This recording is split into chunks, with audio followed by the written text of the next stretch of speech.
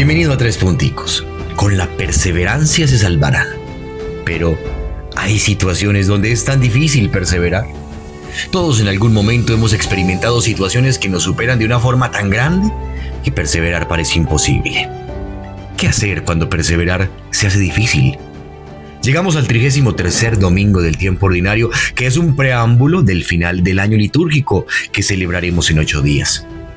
Por eso la liturgia de la palabra gira en torno a una narrativa escatológica y en el caso de Lucas tiene un sentido especial: sostener en la perseverancia a la comunidad cristiana perseguida del siglo I y II.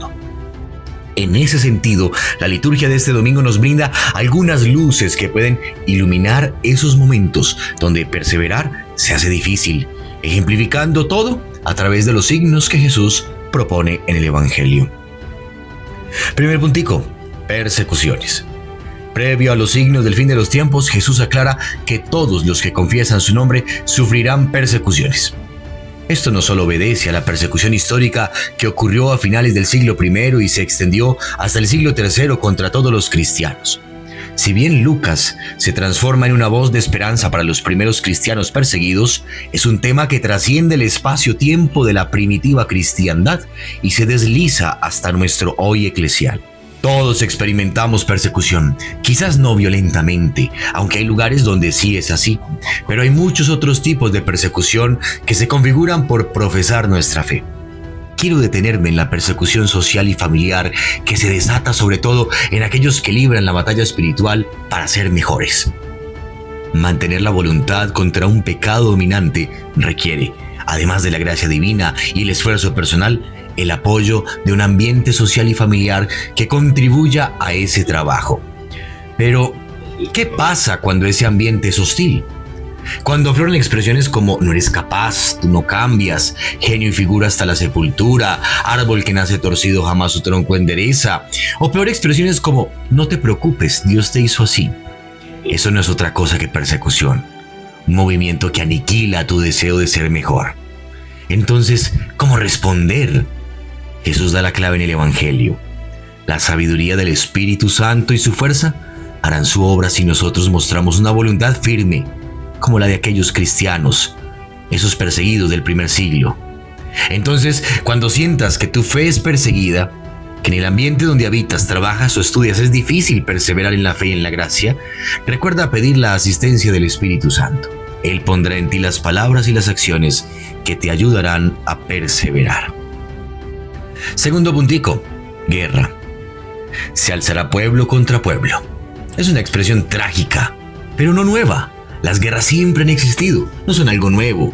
El mismo pueblo de Israel ha librado muchísimas batallas donde ha corrido mucha sangre. Así que tanto para los judíos de la época de Jesús como para los primeros cristianos destinatarios del relato lucano, esto no es algo novedoso. Lo novedoso lo podemos encontrar iluminando el texto desde la primera lectura de este domingo.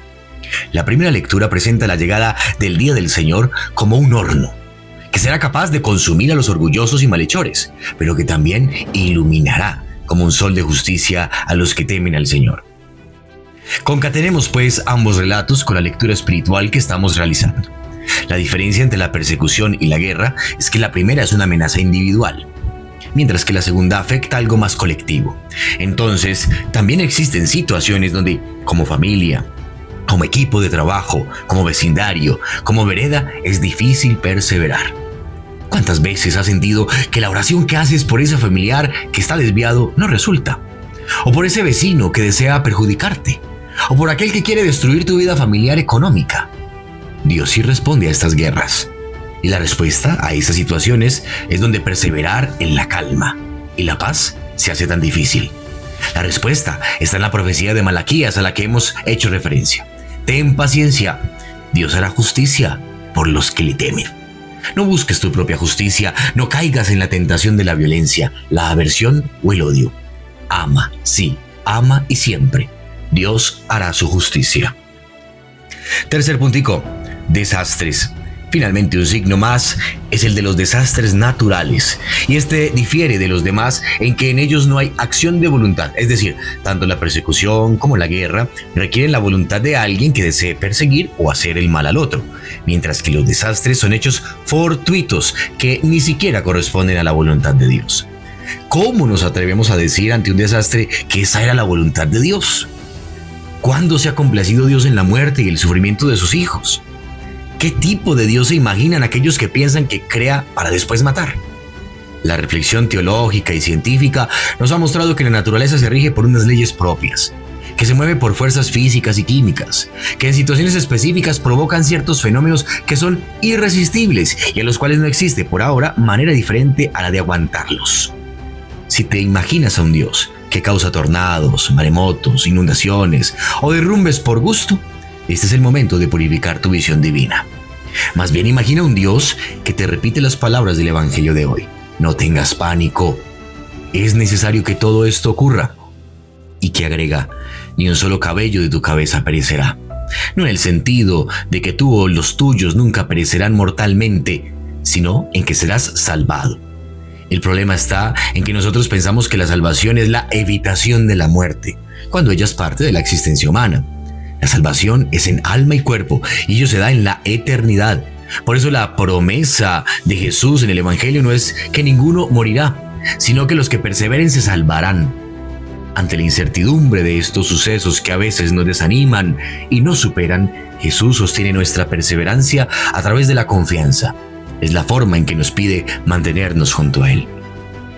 Perseverar en situaciones de dolor, de angustia, de persecución, de guerra o de muerte se hace difícil si no incluimos lo que Jesús nos promete: sabiduría, promesa en la justicia y confianza en su palabra. Feliz semana en el Señor. Hasta los próximos 3 punticos.